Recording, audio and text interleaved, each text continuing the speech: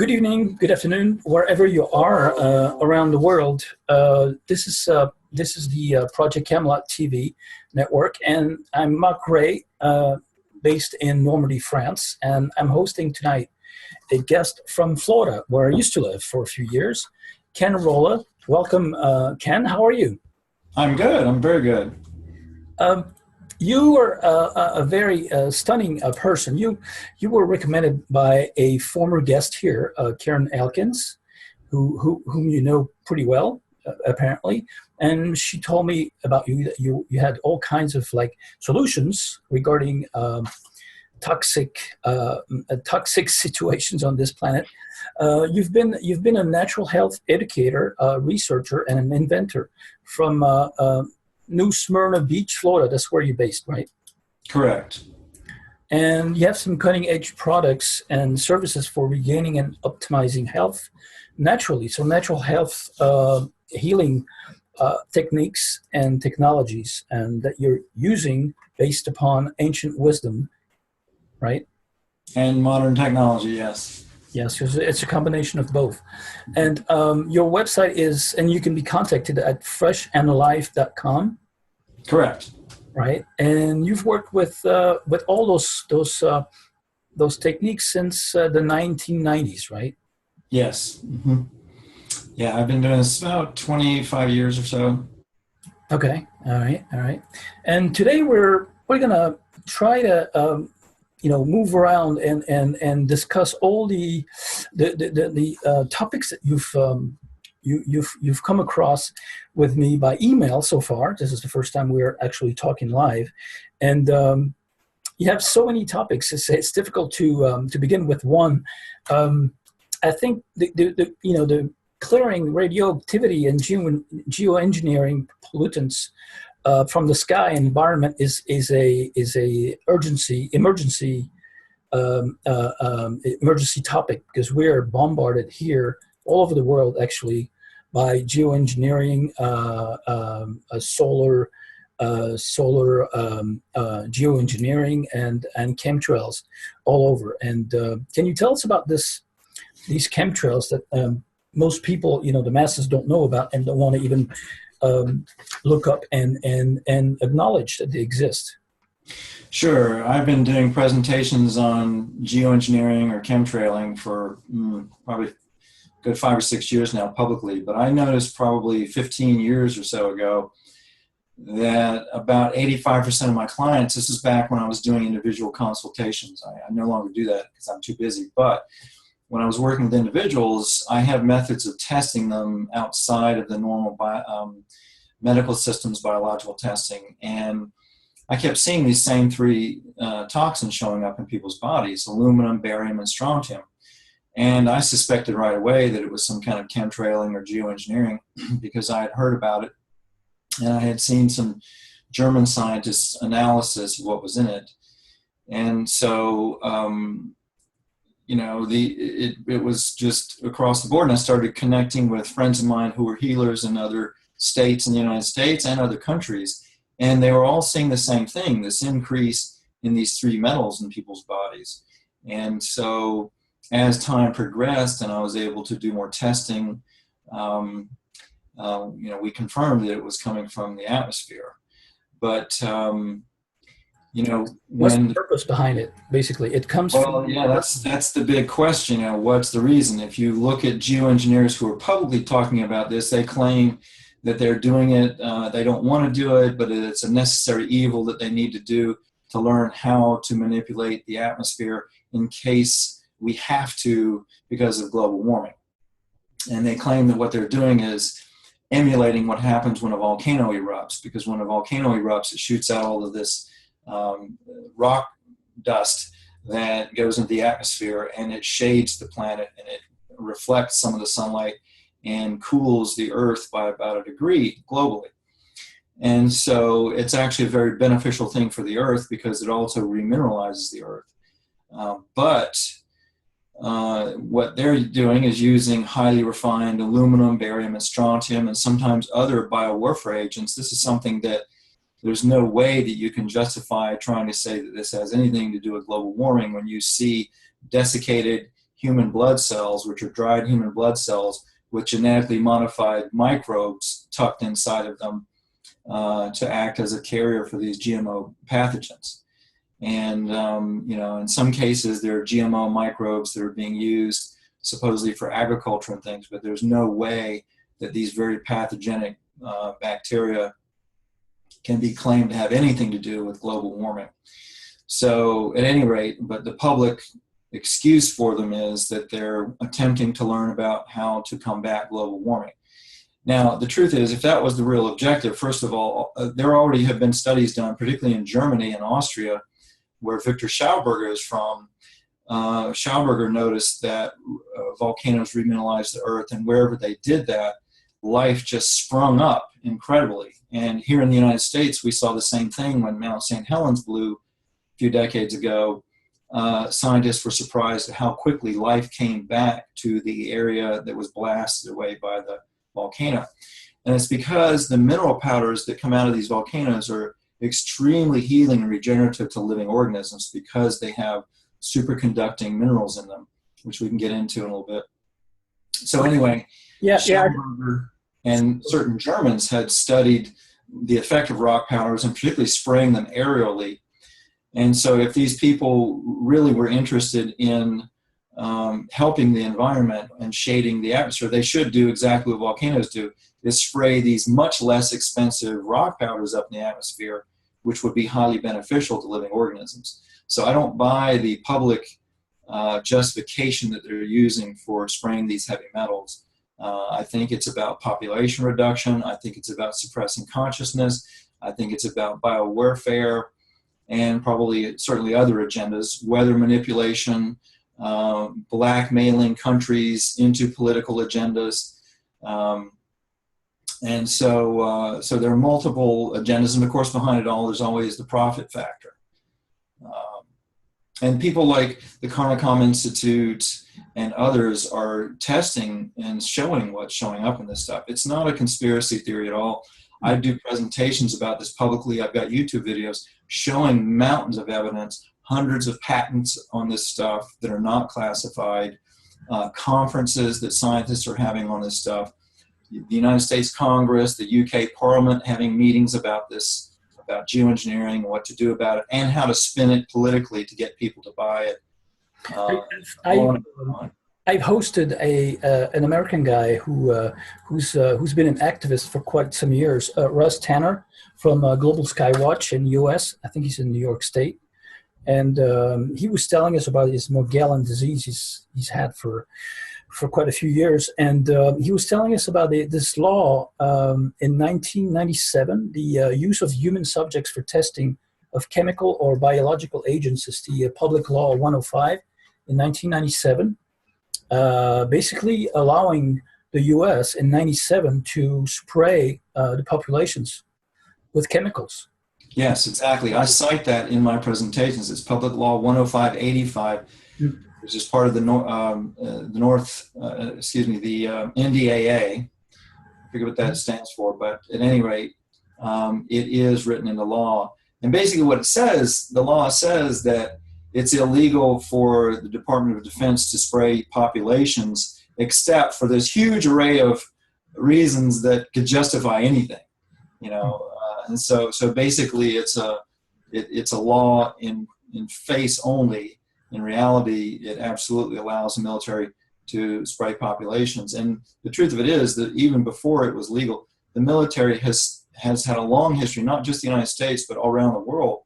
They've had a long history for thousands of years, actually, of testing biological agents on populations. I mean, the Spanish flu in the 1800s was actually a trial by the United States military to attempt to use biowarfare against their enemies, and it backfired on them. It got loose and spread across the world and killed millions of people.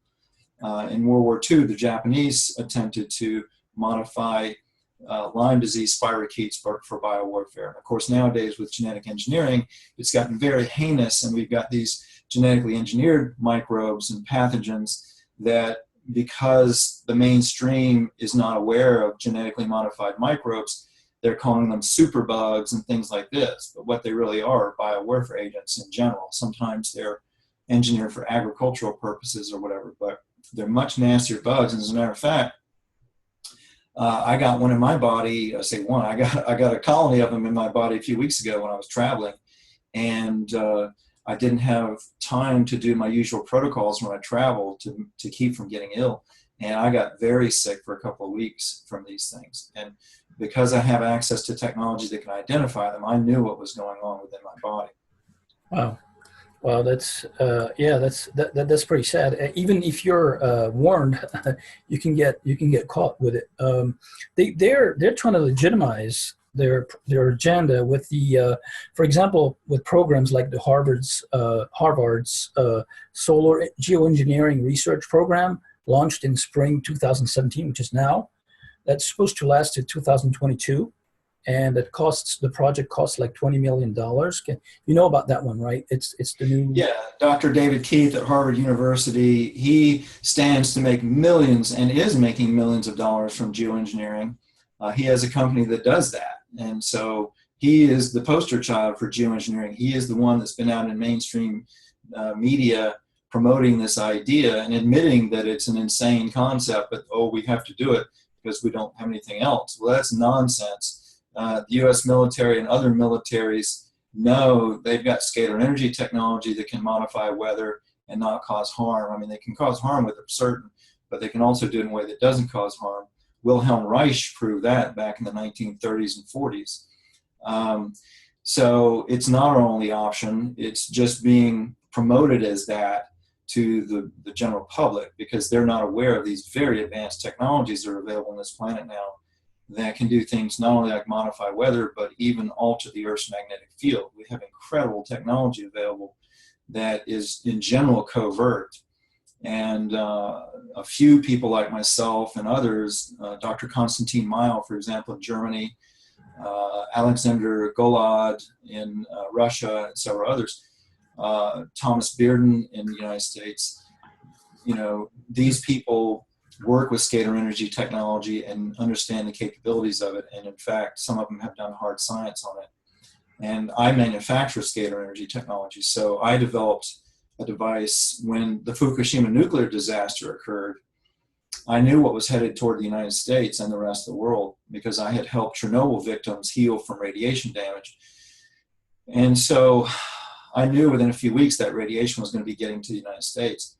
And so I searched online to see if anybody was using scalar energy technology to neutralize radioactivity. Because as it turns out, in the early 90s, I had worked with a man named Ewell Brown who developed water fuel technology, and that technology could neutralize radioactivity.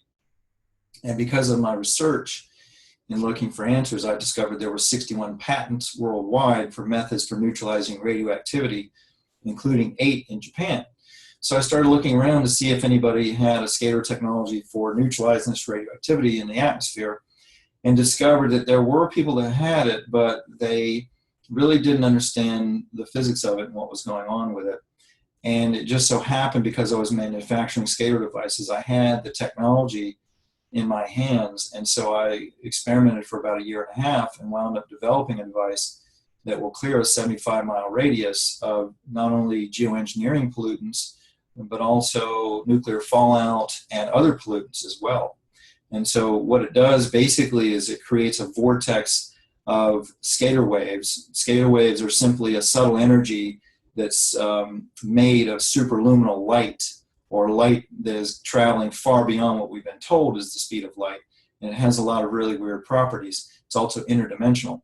So this device creates this upside down tornado of scalar waves. And as it goes up into the atmosphere, the point of the tornado or the vortex is out in space, and it acts like a vacuum cleaner in the atmosphere, and it just pulls pollution out.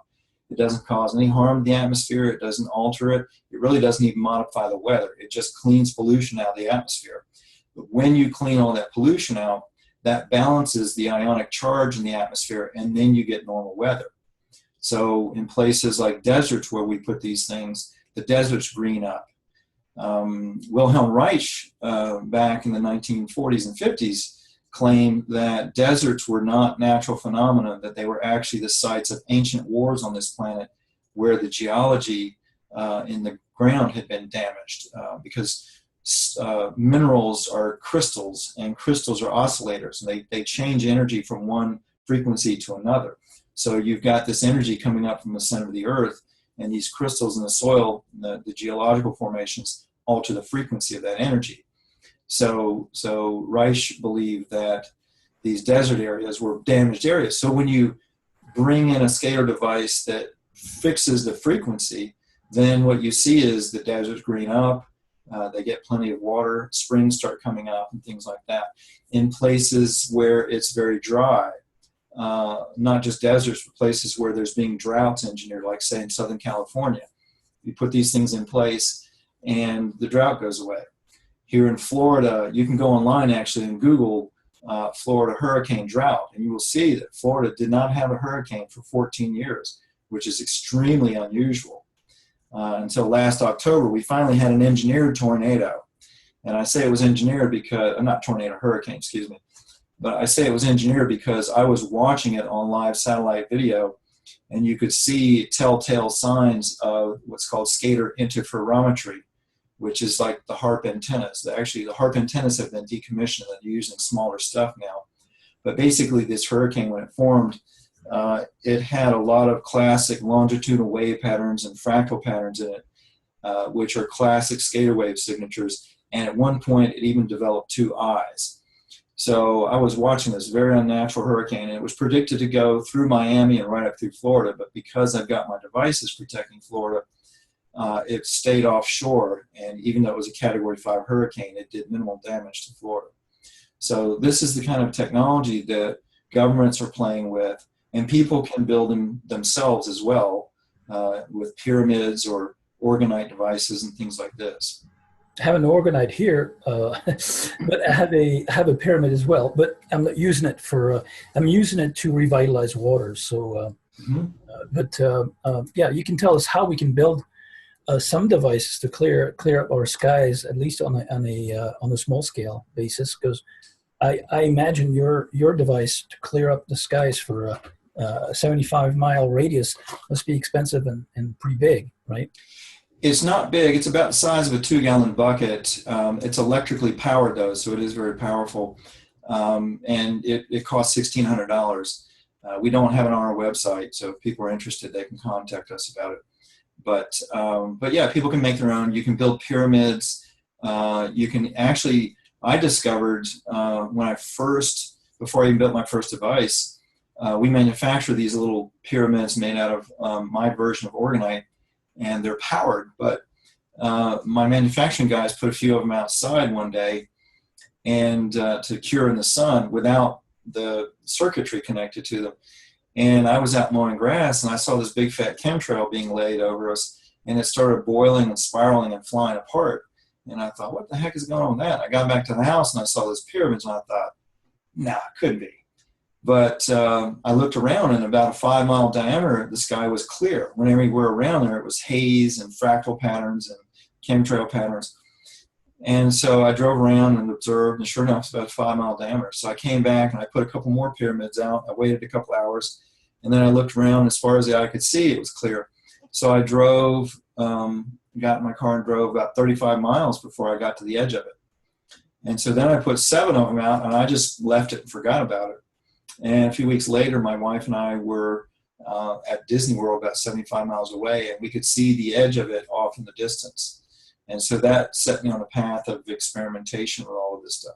But people can do the same things. They can build, you can build large pyramids if you want, like Dr. Alexander Golod in Russia has built large pyramids. He's got one 144 feet high outside of Moscow. And because he's got a multi-million-dollar budget, he works for the Russian military, he's got access to a lot of top secret technology where he can analyze what's going on with it. And he has done that. And fortunately, Golod is a very benevolent person, so he has studied the benefits of these pyramids. And so this one outside of Moscow, people go inside of it with major diseases, they get healed up. You put water inside of it, it structures of water in a lot of weird ways, makes it very healing. He observed that it would clear all kinds of pollution for a 350-kilometer area, including neutralizing radioactivity. Also in the groundwater for many miles around. he observed it clearing radiation and pollution in the groundwater. Does it mean that the Russian government doesn't spray its populations? I don't know because I haven't been there. I don't know any in Russia, but I would suspect from what I'm hearing, particularly about Putin's stance on banning genetically modified organisms in Russia and things like that, I would suspect that they're not allowing it in Russia, but I don't know. But Golod did show what these pyramids would do, clearing the skies and also even stopping earthquakes. They noticed that this large pyramid would actually release tectonic shifts constantly instead of letting them build up. So there are many, many really interesting benefits to these pyramids, and people can build them too. I teach people how to build them. You can make them out of organite. You can go online and study how to make organite. You can also go to my blog at freshandaliveblog.com, and I have videos there about how to make them and the way I make them, because what I've seen with people making organite is they don't understand the physics of it, so they don't have it optimized. But at any rate, if you make them well, you can make little 6-inch pyramids and stick a handful of them outside, and it'll clear 30 to 50 mile diameter. And you can also just build a pyramid out of any non-conducting material, plastic or wood, something like that. And you can simply, build it really simply and then paint it with with shungite powder mixed in. Shungite is a mineral from Russia that's very high in these monatomic elements, and it picks up scalar energy that's all around us and then rebroadcasts in a local field. So if you build a pyramid with this stuff and then paint it with the shungite, or get the shungite into the surface of the pyramid, you can even buy shungite pyramids that are solid stone pyramids you can stick inside a larger pyramid, do all this, stick it out in your backyard, it'll clear these things. I think Putin even banned microwave ovens in Russia. Yeah, Russia banned them a long time ago, many decades ago, because they were studying them as the British military was for battlefield food preparation back in World War II. And they determined way back then that it was just too toxic for human beings. I mean, who wants to feed an army something that's going to make them weaker? So the Russians banned them, and I don't know if that ban is still in existence, but I know it has certainly been in the past. Have you got any trouble or issues with the U.S. government because of their eugenics program and DNA modification agenda that you're barely hiding? Have they been? Well, yeah, I've had death threats. I've had to go into hiding. I've had friends murdered. Yeah, most definitely.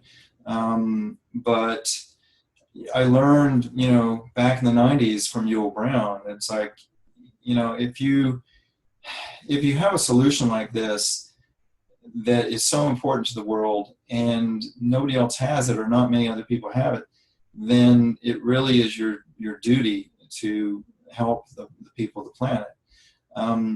I've taught so many people how to make this technology. It's nothing secret. There are hundreds of thousands of people on the planet that know how to make this stuff now. And so I've also set dead man triggers in place. So I've got about 40 people around the world that have all of the information on how to build my technology. So if anything happens to me, if I get hurt or incarcerated or killed, then that information will go out to major media outlets and get spread far and wide on the internet, because I know people of influence that can get that done. But in general, I generally keep pretty low key. This is probably the most public I've been about this stuff in a long time.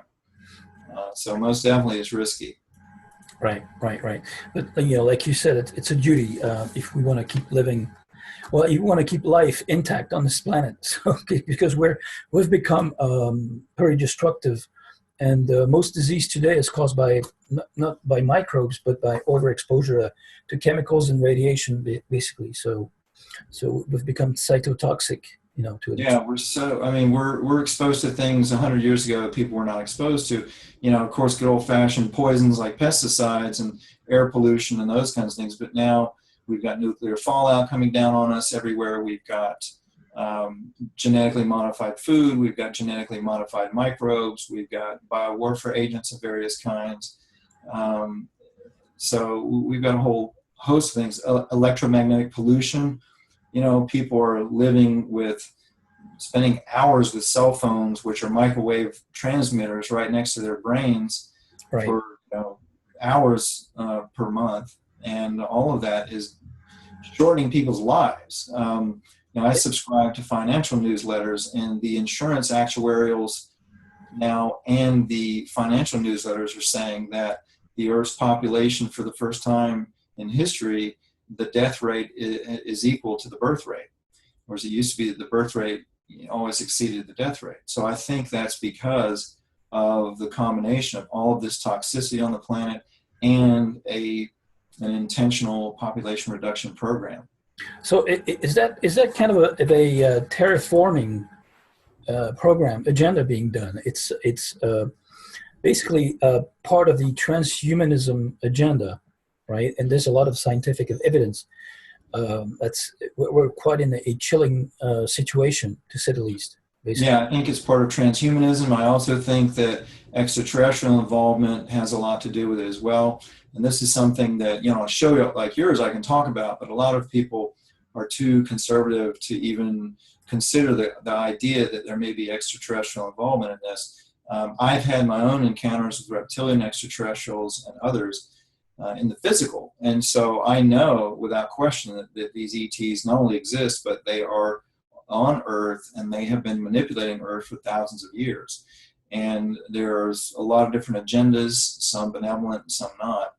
But in particular, these reptilians are, I think that they're terraforming this planet to make it more conducive for them, because they view Earth as their planet, not our planet. We are basically a genetic experiment that's been going on this planet for a long time.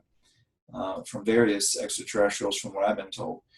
So there's this extraterrestrial agenda or agendas that's involved with this as well. And my own experience with these reptilians has shown me that in general, the state of human consciousness and the amount of fear and distrust, etc., on this planet is primarily due to reptilian mind controlling of the human population on this planet for thousands of years.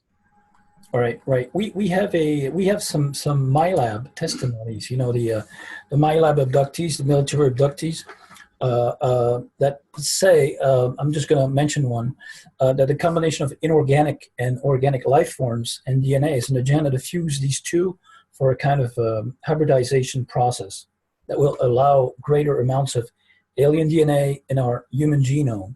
And basically, this is I think a Scandinavian MyLab abductee who said that merits, and she said that she often saw Dracos who are higher on the hierarchy level than reptilians in nuclear silos, and they like to be around those high doses of radiation to manifest physically, basically. So they need radiation, but we need air to breathe. So we're wondering about Fukushima and the chemtrails and HARP combining to create this kind of environment, right? Absolutely, and that's it. Years ago when I first decided to come out with this stuff, with my experiences with these ETs, of course I got a lot of ridicule. I couldn't care less because ridicule doesn't hurt anybody.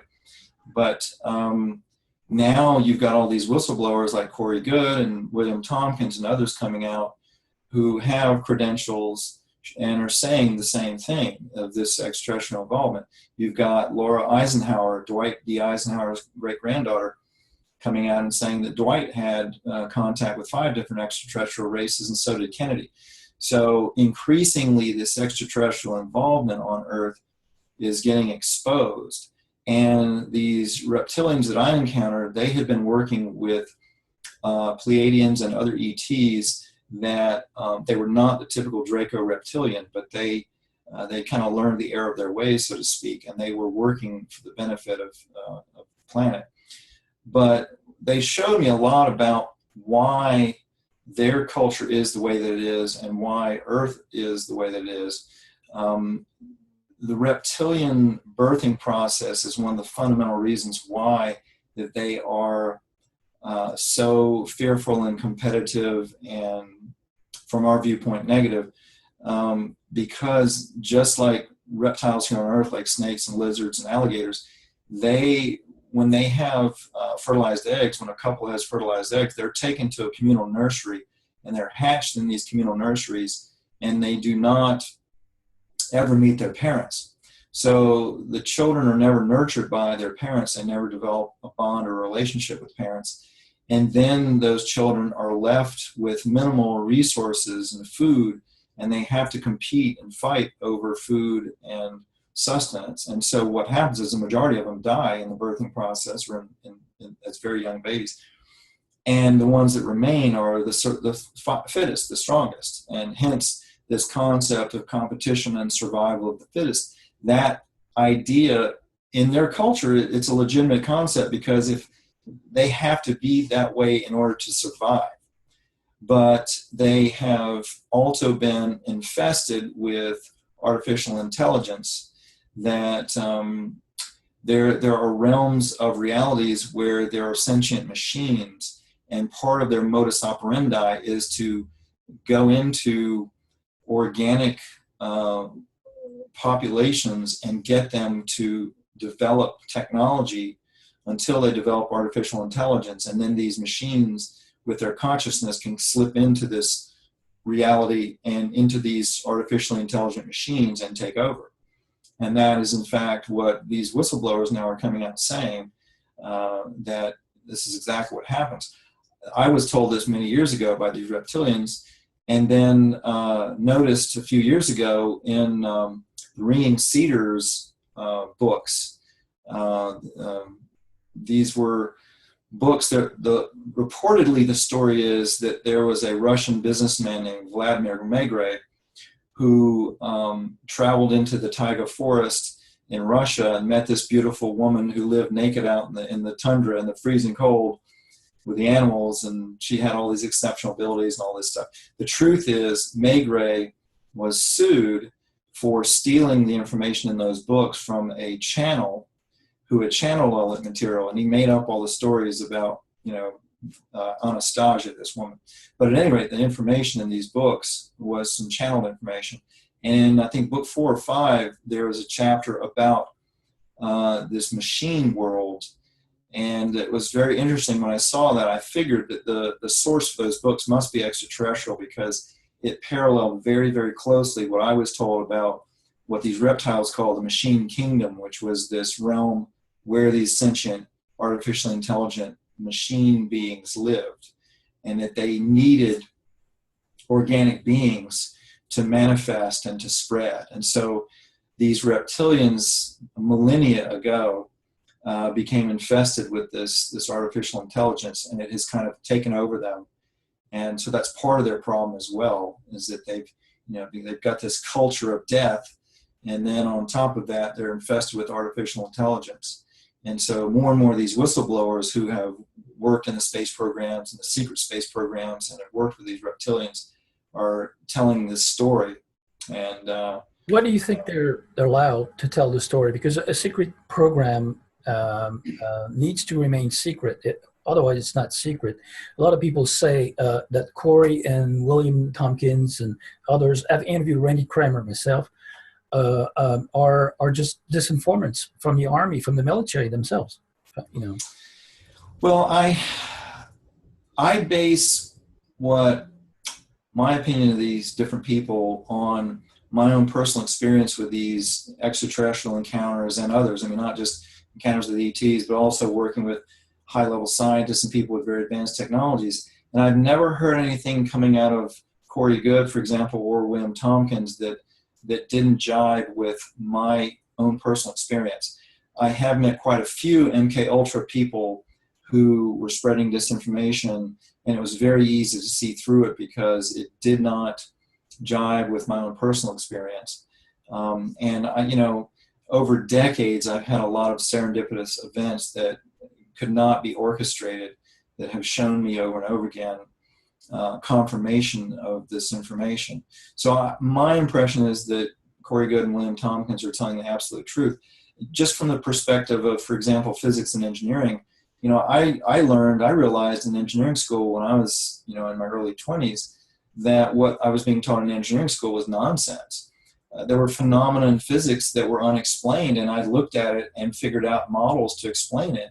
And I went, I'd go to my professors and say, hey, look, I think I've got this mathematical model that can explain how this works. And they would say, why do you even care about that? You should be worried about getting an A on your test. And it wasn't until I went up meeting Linus Pauling and I got to share some of this stuff with him, and he said, oh, this is amazing. You should pursue this. So the reality is that in any industry or discipline, that bell curve that we grow up with in school really never leaves us. We're taught in school that, like the majority of people get C's, a small group get B's, and an even smaller group get A's. And the rest are either, below average or flunking. Well, that really doesn't change when you get out of school. In any discipline or industry, you've got a very small minority who are really good at what they do and understand it and are masters of their craft. And then you've got some that are above average, but most are mediocre to poor at what they do. And so this is what happens with science and with technology, is that these cream of the crop people usually get sequestered by the military or intelligence communities. Looking back on my life now, I can see that my life unfolded in a way that kept me out of that, because I really wanted to go to Ivy League schools and probably would have been pulled into some of these CIA or NSA programs or something like that, or military programs. But fortunately, I couldn't afford to go to these schools, and so I went up going to other places. But in doing all of this stuff and being exposed to lots of different scientists, working with lots of different advanced technologies, I've seen things that people wouldn't believe. And so these so-called whistleblowers, a lot of them, I think, are telling the truth. But what I'm saying is, isn't it supposed to jive with what truth seekers are looking for and are interested in? Basically, because it's mostly true. But why would they be allowed to talk? Well, I think they're allowed to talk because they're not going mainstream. They go on alternative media. So they're only reaching out to the people who are looking for truth. And isn't it a way to gain consent, from the people who are looking for truth, actually? I think the reason that they're being allowed to speak about it is because, number one, the powers that be are quickly becoming the powers that were. There are a lot of good people within governments, within the military, within these intelligence agencies that do not like what's been going on, and they want the information out. And of course, historically, there have been people like that. They get killed, they get shut up. But I think it's a combination of people in positions of power losing their power, and also I think that our military and other militaries that have gotten involved with these extraterrestrials are now realizing that we got the raw end of the stick, and that these ETs, they may have exchanged high technology and things in exchange for us doing certain things for them, but now they're seeing that it's destroying our world, it's destroying our culture. And so I think that that's what's going on. I've also been told that there have been extraterrestrial wars going on for millennia, and that here in our part of the galaxy, these reptilians now are being locked out and defeated by some extremely advanced extraterrestrials that help out in these ways. Yes, so, we're being told about those wars, but the situation on the ground on Earth is not changing. We're kind of moving forward towards World War III, which is also a staged war. We have Trump, we have Putin, we have Macron in France, who's like the total high-ranked Illuminati type of reptilian AI fabricated president who never was elected anywhere prior to a few months ago and a few weeks ago.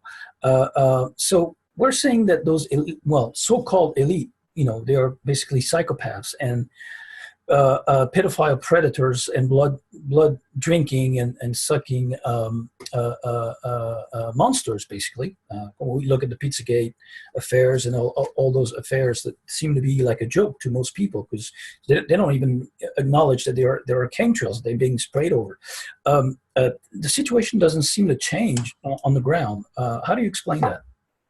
Well, I think it is changing on the ground. I see things behind the scenes. I work with people, and for example, I'm doing things behind the scenes that nobody knows about, and I can't go getting on the 7 o'clock news talking about it, or I'll be dead. there, I think that what you're seeing is this last ditch battle of these people pulling out all the stops to maintain their control and power. They're not just going to give up. And so the fact, for example, that Donald Trump got elected, I was absolutely for it. I did not expect him to be elected.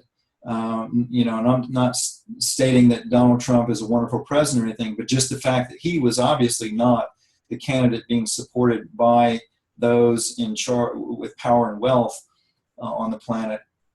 He was obviously not the preferred candidate. So the fact that he got elected told me things are changing. But it comes from power and wealth. Basically, there's not more pro system and establishment than Donald Trump. I mean, even more than. Well, I agree. I'm not saying that Donald Trump is a solution or a panacea. It's just that for example, I know NSA scientists. I know people working behind the scenes within organizations that are making changes and doing things in various ways. And 5 years ago, that would not have happened. The threat of death is much less than it used to be going public with a lot of this stuff. I mean, 5-10 years ago, I would not be talking about this stuff publicly. So I think it is getting better, but it's, I'm there with you. It's like I keep waiting to see when this stuff is really going to change, when the mainstream media control lets go, when all of these wars and fighting and stuff stop. But I do see improvements. But we can actually observe. A few days ago there was this new false flag in Manchester, UK, and it was an obvious false flag with a satanic Kabbalist ritual by Ariana Grande, who's a great Kabbalist and stuff, like Madonna is, and all the other pop stars out there, Britney Spears and others. This continues, this goes on, but we seem to be confronted to a mass hypnosis situation. I think those weapons, those microwave and hyper frequency and direct technology weapons are geared towards mind control. Don't you think? Absolutely. And that's ultimately what it's all about, is control of the minds of the people on this planet. Because if you control their minds, then they create the reality that you want them to. So absolutely. And to me, all of these desperate measures that are occurring is a sign that they are getting desperate, that they're having to pull out more and more. I've discovered on my own that there are cell phone towers all across the United States that have military technologies built into them for frequency control, for suppressing consciousness, and who knows what else. And so on the one hand, it would appear that, wow, things are getting worse. But it also tells me that they're getting more desperate to control consciousness on this planet, because the energies coming down to Earth are definitely shifting and waking people up.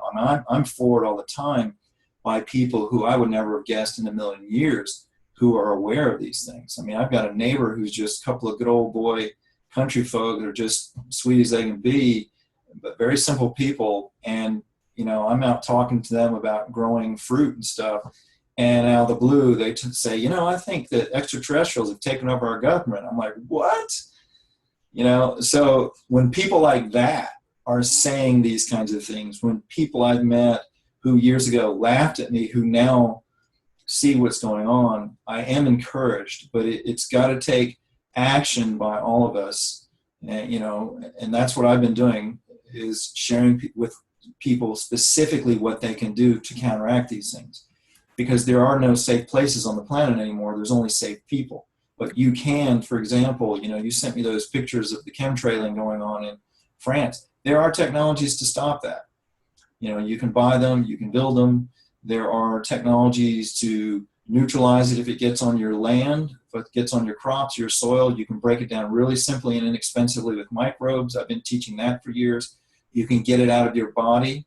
Even nanotech, you can get it out of your body. We've got stuff to do that now. We've got supplements, for example, that will neutralize radioactivity in the body. There are scalar energy devices that can neutralize radioactivity in the body. I've been poisoned 3 times with radioactivity in my food and was able to neutralize it. So the good thing is, for the people who are awake and aware, like your audience, if they stay out of victimhood and take responsibility for consciously creating their reality and look around for the solutions, there are solutions. And I've been fortunate to have met people in high levels of power and have told me that things are definitely improving. But there is a big battle still going on. And so isn't there some type of mutation going on? Like, I interviewed Robert Stanley. He's based in Hong Kong, but he's from DC and California as well. He was telling us about the Mayan parasites that the archons have been using over the centuries and thousands of years.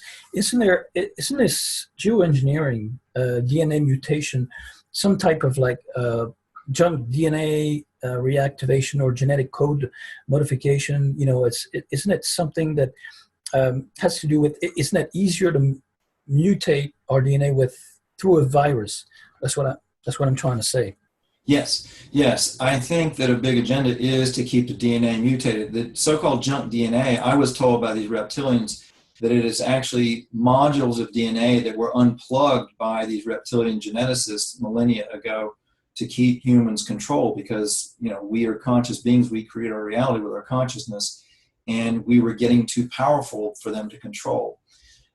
So that is a big part of suppressing consciousness, is using energy weapons, using these different kinds of distributed EMF technologies, using genetic modification, using these biowarfare agents, using all of these different methodologies to suppress consciousness energetically, chemically, and genetically. But the good news is we've got counters to all of that. My scalar devices protect against most of those energetic technologies. If your DNA is mutated, even before all of this stuff was being used on us, just the pollution alone in this planet is mutating our DNA. You can heal DNA.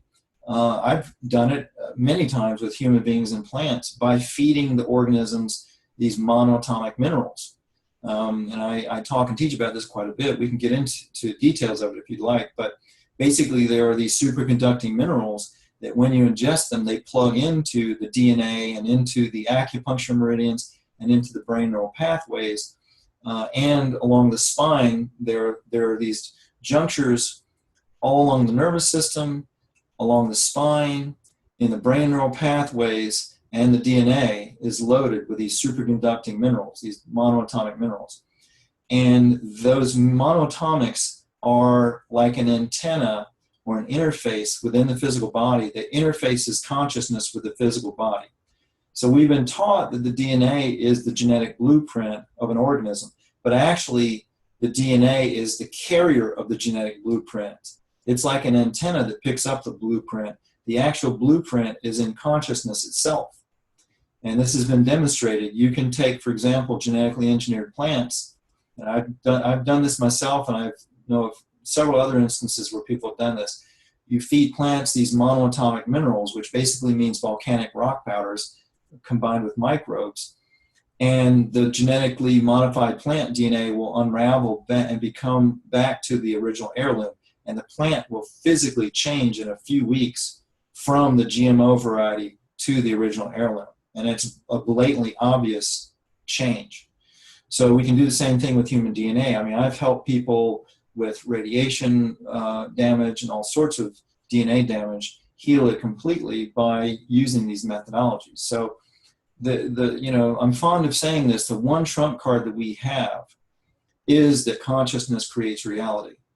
No matter what crazy, heinous thing that the powers that be come up with, because consciousness is a form of scalar energy, and scalar energy always has polarity.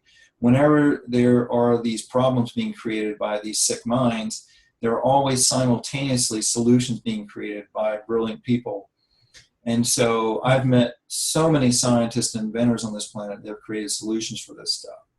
And so consciousness is non-local, so it comes from outside our own physical envelope and biology, human biology. So there's also container. There's also this study that came out, I think, in a U.S. university in North Carolina State, I think, about gold nanoparticles capable of unzipping DNA. You've heard about that, right? And you also, Precisely. yeah, you also offer Ormus solutions. Precisely. That's what these monatomics are. It's monatomic gold or the platinum group metals, silver, mercury, and copper. They can exist as individual atoms. Some people call them Ormus, which is an acronym for orderly rearranged monoatomic elements. But that's what you're talking about. Yeah, is these individual atoms of these particular metals or these minerals. And according to conventional science, they cannot exist because metals have such strong atomic charge, they want to bind to each other. But when you send them through certain processes, you can break them apart into individuals. And the natural methods for doing that is photosynthesis or vortexing water with minerals in it in magnetic fields, or fermentation. There are other ways, but those are like some of the most common ways that anybody can do to create these monoatomics and ingest them. And so this is what I've been teaching for many years.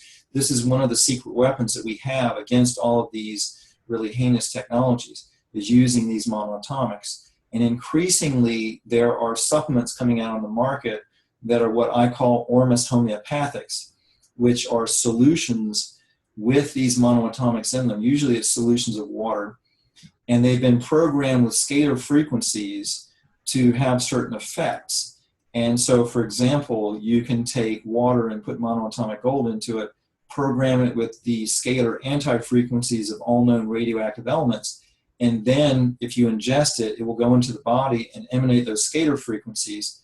Scalar energy has the ability to create or alter matter. So when it goes into the body, that will neutralize radioactivity. And in fact, that's exactly what I discovered this a few years ago when I got poisoned with radiation and had to do something about it. And that product is on the market. We have it on our website. It's called Rad Detox. There's also some stuff Dr. Gabriel Cousens has called Rad Neutral. It's the same thing. So this is a new level of healing that we have. You discussed the home shield, right? The home shield techniques and product and technology line at your Free Your Mind conference in Philadelphia, right? On the chemtrails and nuclear fallout, which is pretty big in Europe. With all the powers, the power plants that we have all around, and that are supposed to be safe and maintained in good shape, which is not the case, and it costs a lot. No, you've also got Chernobyl fallout too, as well. It's all over the place.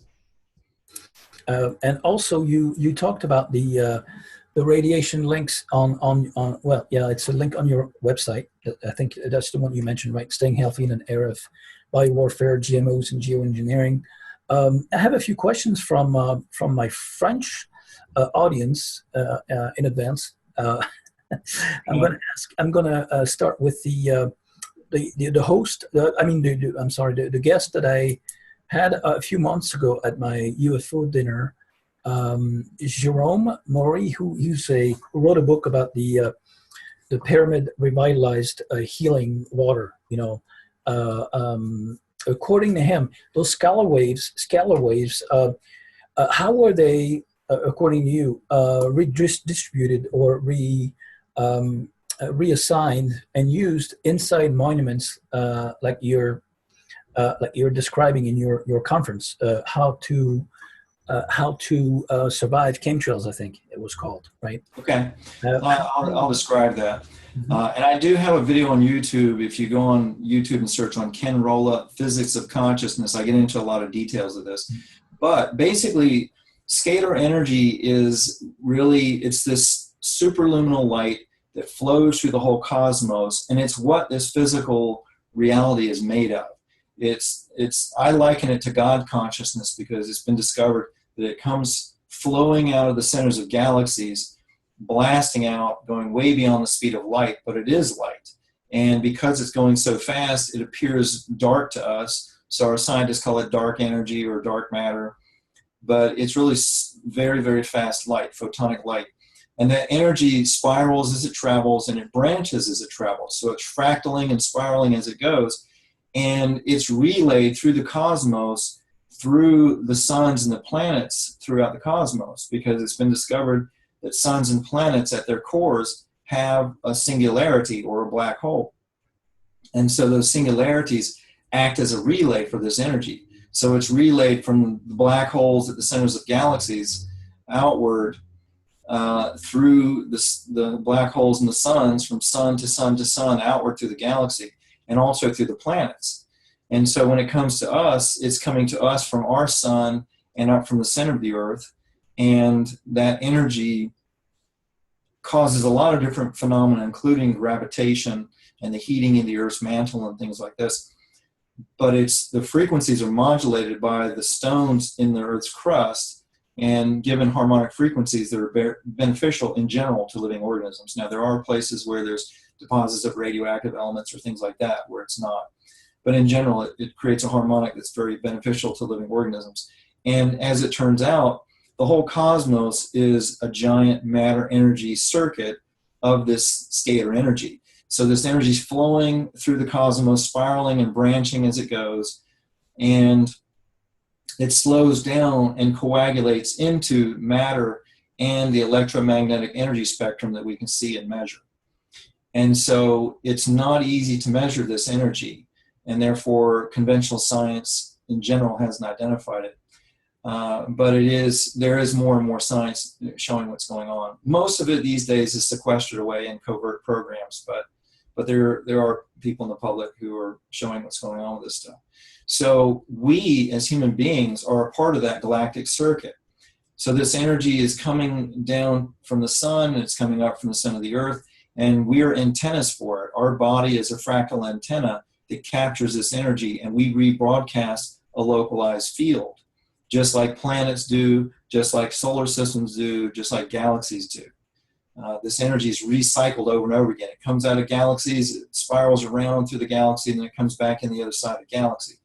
And it's going through this whole galactic circuit from the galactic scale to the subatomic. When it goes into our bodies, it's flowing in through the acupuncture meridians, through the brain neural pathways, through the cell structures, through the DNA structure.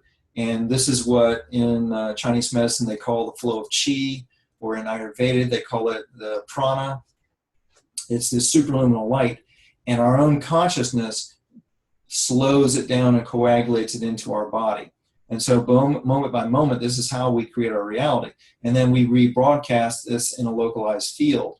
And it has frequency, and that frequency will resonate with other scalar frequencies that are similar to it. And that's why people, for example, of like minds will tend to get along, because they're operating at a similar frequency.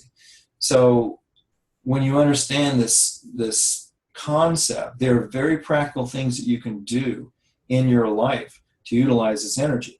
If you understand that concept, for example, then you can ingest these monatomic minerals that will plug into the DNA, plug into the brain neural pathways, plug into the nervous system and the spine, raise the superconductivity. That strengthens the mind-body connection, and then you wind up healing much faster. You become smarter, you become more empathic, you become much more difficult to control and to manipulate and to hoodwink, and on and on and on. You become happier. And so, so that's one simple thing you can do. You can vortex water with these minerals, like, for example, liquid sea minerals in a magnetic field. There are devices you can buy. There's one called a water vitalizer. Or you can go online and Google magnetic blender. You can make your own magnetic blender. Vortex seawater, in a little bit of seawater in some regular water, and create these monatomic minerals and ingest it, and it will do the same thing. Or you can feed it to plants, or you can feed it to ferments and do this. So this is something I've been teaching for a long time, is how this whole system works, and then very practical things that we can do in our lives to maintain our health and happiness. Right, precisely. Revitalized water can be used for healing, for growing plants, and even feeling better for ourselves. I have another question from Christophe. In the 70s, allopathic medicine and homeopathic medicine have coexisted. I mean, they have worked together sideways, together. And today it's the total opposite. The side effects of homeopathic medicine, there is none. And why are they so opposed today? Like allopathic medicine. I know it's a big pharma business, but big pharma is controlling health today. Well, I worked in the medical system for 23 years, and what I saw was that there were different levels of awareness at different levels of authority in the medical system. So, for example, working at the state level with politicians and healthcare executives and that kind of stuff, they were perpetuating these systems that didn't work, particularly for degenerative disease, but they believed that they were doing good for the population. But at the upper echelons of power, they know very well about suppressing consciousness and manipulating the masses so that they will create a reality that benefits those in power. So there's different levels of awareness when you're talking about this. But in general, I think the drug industry, has evolved, as many industries have, to become more and more profitable and to monopolize more and more of the so-called healthcare market.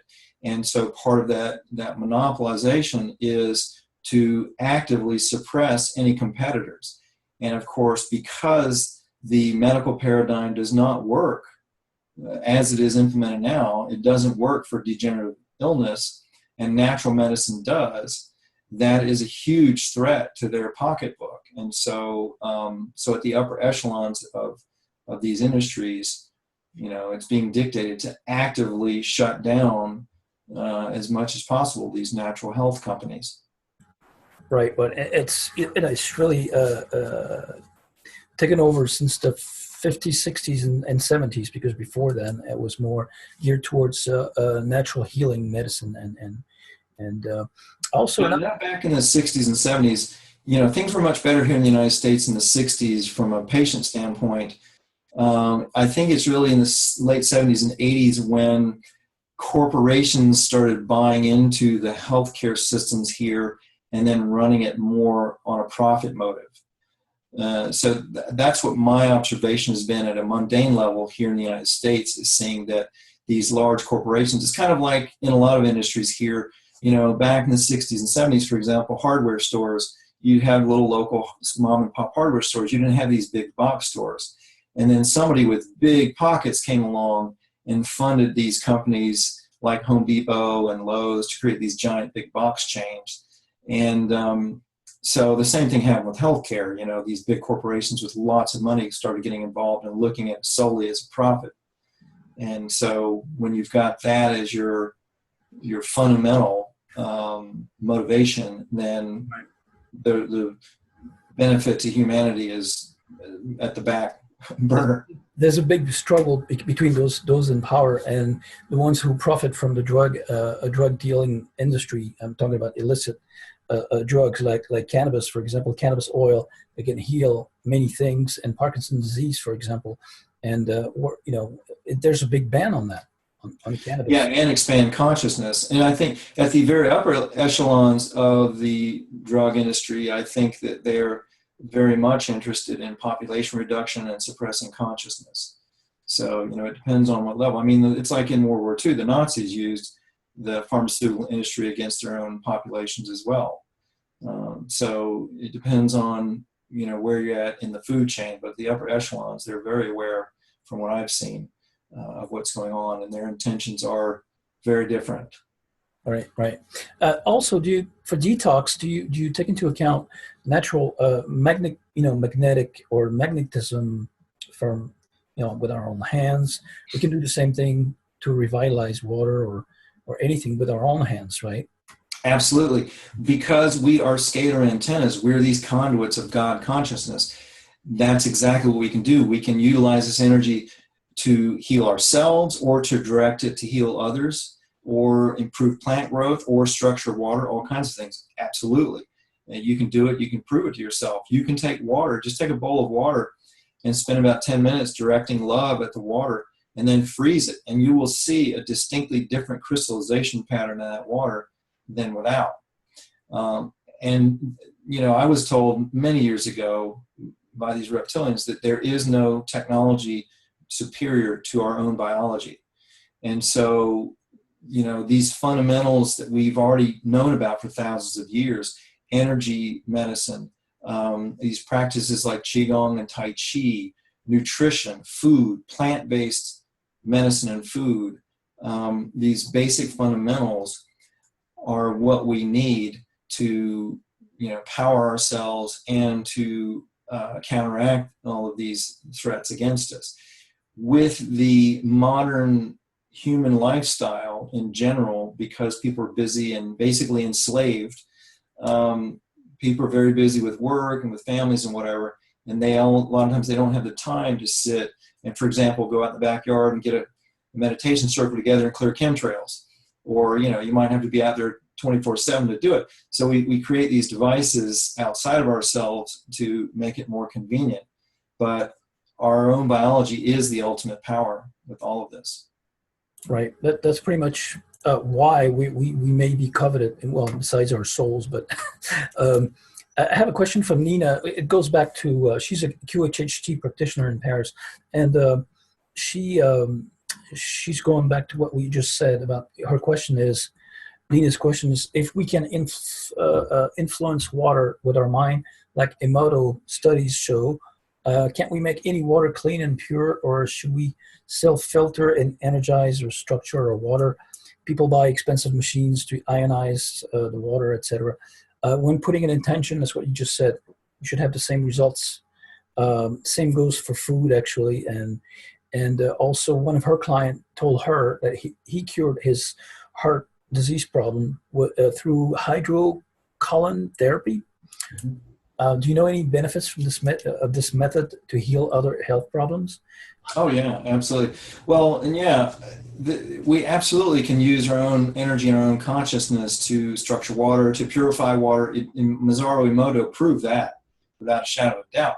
The question is, what do you want to spend your time on? You know, do you want to spend all your days, you know, cleaning up your water with your consciousness? And by the way, you've got to develop your consciousness to a level where you can do that. You know, the average American, you know, McDonald's eating, TV watching person is not going to have a level of consciousness to do that. So you've, number one, got to develop your consciousness. I've had clients, for example, that came to me and said, I'm going to cure my cancer with my mind. I have met many people that have done that, but you have to develop your consciousness to a level. You've got to do very specific things to be able to do that. And most people cannot get there in the time that's needed. So it's really, these other things that we use are conveniences, so that we're not having to spend a lot of our time, you know, using our consciousness to purify our water. I mean, you know, I live here in Florida. I'm on a well, and I use a fair amount of water, and I wouldn't want to have to sit and purify all that with my consciousness. So I've got a water filter, and I've got technology to clean it all up and structure it and all of that. And it's really convenient. And that allows me to do other things like grow nutrient dense food, or, you know, interview with you, and et cetera, et cetera. So it's really kind of, you know, what you want to spend your time on. But it's a great thing, certainly, to experiment and prove to yourself that you can do those things, you know, just for the sake of argument, if nothing else. I've done that. You know, I've done a lot of this stuff over the years and shown that we can do it. It's just that ultimately you've got to decide what you want to spend your time and money on. In urban areas, well, pretty much everywhere now, because we have those big antennas, GSM and cellular antennas and HARP antennas, I would say, EMF. How do you protect yourself? Well, you talked about the home shield program and technologies from electromagnetic field pollution, EMF, at your home. During your sleep. When you're there, you spend a lot of time there and so forth. How do you, what's your perfect ideal home shield configuration, for example? Well, there are scalar technologies that can protect you against electromagnetic radiation. I manufacture one called the Rest Shield, which is a little pyramid that's electrically powered, and it has a very strong scalar field that it puts out. It pulses at the original Schumann resonance of 7.83 hertz, which will relax and de-stress living organisms. And with human beings or animals, it slows the brainwave states down. So when you go to sleep at night, you get into the deepest brainwave states of delta and theta and gamma, so you get really good deep sleep, which then translates into better health, et cetera, et cetera. So there's a combination of devices like that for environmental protection against EMF. Of course, ideally, you don't want to be living right next to a cell tower or a smart meter. So I tell people, get rid of the smart meters on your property. If you're living in an apartment complex or condos where there's banks of them, I would move. I would get away from that kind of a living space. They're also... They're trying to force them onto the population here. They're called the Linky smart meters, and they want to install like 3.5 million by, I don't know, by next year or something. So they're... Yeah, and then you got 5G cell phone service coming, which will have millions of towers scattered all over the place. Many-fold increase in cell tower service. But like I said, if you understand that the consciousness that's creating these problems, there are already people that have the solutions. I'm one of them. My technologies will stop that. There are also, EMF pendants. There are scalar devices for your phones, for your wireless devices. And then what I tell people to do is, practice safe use of these technologies. You don't have to become a Luddite. You can use a cell phone, but, use it minimally. Use it when you need it. Don't spend, hours surfing the web and taking emails and doing all that stuff. Use it for the things you need to use for. Keep it away from your head. Get an air tube headset. Put an EMF protector on them. These scalar EMF protectors do work. They basically, what they do is they put out a little localized scalar field that structures the microwave radiation coming off the phone so that all the waves become parallel. And that way, when they're passing through you, they're much less damaging. But that doesn't give you carte blanche to just keep the phone, you've got to use a combination of avoiding these technologies and protecting yourself. I also have a device called a stress shield, which is a portable powered scalar wave device that you can carry with you. That's not out on the market right now because I'm redesigning it, but that'll be coming out in a few months. So there are technologies out there protecting against this stuff. You just have to look around and you will find them. What do you think about the Earth grid? Is there a way to purify, cleanse, or redirect the energies of the Earth grid that's being tampered with? Yes, my understanding is from friends that I know who have connections to government scientists. They are very aware that the scalar grid on the planet is beneficial to living organisms, and they have been manipulating it. Usually, from what I've heard, they do that. First of all, let me explain to people how the scalar grid works on the planet. As I mentioned, this whole cosmos is this big web of singularities inside of planets and suns, and you've got all this scalar energy flowing from the centers of galaxies outward. And so at the center of our Earth, we've got a singularity there, and this singularity is it's energy, but energy actually, when it hits certain frequencies, it forms a geometric pattern. And so this singularity is shaped like a cube inside of an octahedron. And so at the vertices of that geometry, at the points of that geometry, you've got these vortexes of this scalar energy coming out, and it comes to the surface of the Earth. So it's spiraling outward. And when it hits the surface of the Earth, gravitation and the rotation of the Earth pull it down across the surface of the Earth. And so that creates these what are called ley lines across the surface of the Earth in this geometric pattern all around the Earth. And, people have known about it, talked about it, but our government knows very well about it. And they are using scalar technologies to manipulate the frequencies, because anywhere in proximity to those ley lines, it's very beneficial to living organisms. And it just so happens that I'm living on the largest ley line in the United States, which is coming out of Mount Shasta. And I have heard that that is being manipulated to have a negative frequency, and probably others as well. Devices like my home shield device will fix that if you put it near one of these points. You can also build pyramids and fix it. So you can make your own passive scalar devices and you can fix it. So there are always solutions for this stuff. Yeah, and we're going to talk about the time travel technologies pretty soon, because I did hold a UFO dinner event with Tonya Madenford and Frank Jacobs regarding time travel and teleportation. You worked with Al Bielek, right? He took part. Well, yeah, sort of. I was doing a presentation at a conference in Sedona, Arizona in 2010. And when I got done, I was just talking about EMF. It wasn't anything at all esoteric.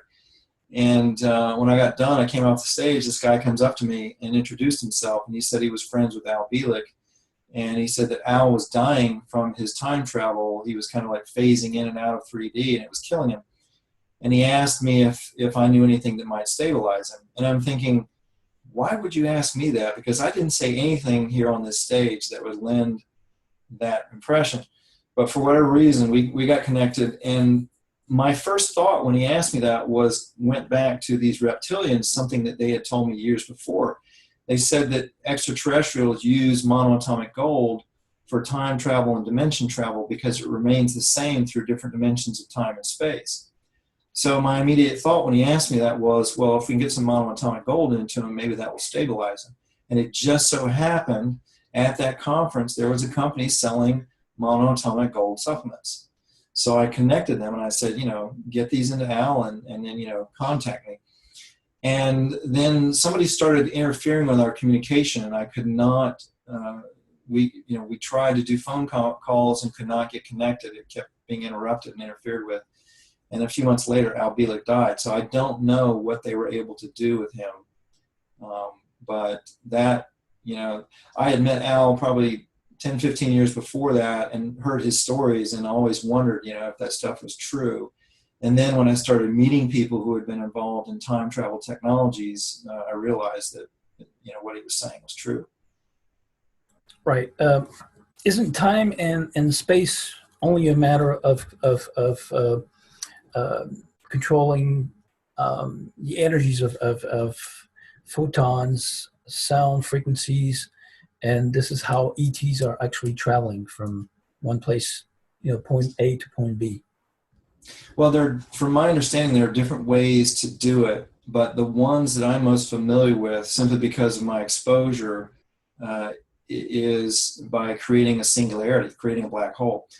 For example, these flying saucer technologies, generally what they do is they create a black hole that they can expand around the spacecraft.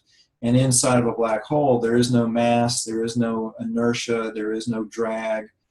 And so I had several serendipitous occasions where I found out about this technology. I was being schooled by these reptilians about it, probably 25 years ago. And at the time, I was a computer programmer. I thought it was interesting, but it had no bearing on my life. But they gave me a lot of information about this stuff. And then maybe 10, 15 years after that, I met this scientist out in Arizona who was also having extraterrestrial contact. And he was a scientist, or had been a scientist, at Los Alamos Labs. And he and some of his colleagues built an anti-gravity flying saucer that could time travel. And he told me, without knowing anything about my contact with these reptilians,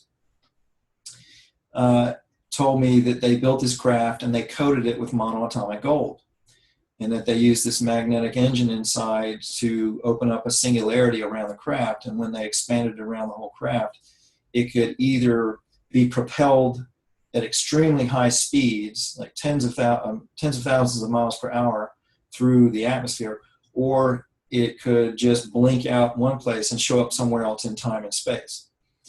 And so he told me a lot about his technology, which was very interesting. And then, I think 3-4 years ago, I was at another conference, and I was serendipitously asked to speak at the last moment at this conference because they had a speaker drop out. So nobody knew I was going to be speaking there.